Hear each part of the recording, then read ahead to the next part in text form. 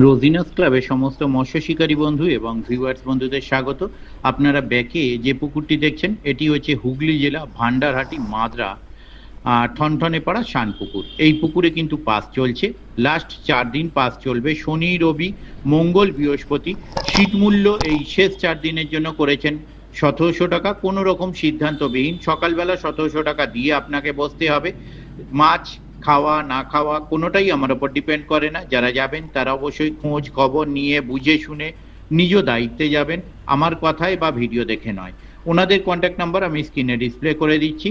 যারা কন্ট্যাক্ট করতে ইচ্ছুক তারা ওই কন্ট্যাক্ট নাম্বারের মাধ্যমে কন্ট্যাক্ট করে নেবেন। আমি আপাতত বিদায় নিচ্ছি, ধন্যবাদ।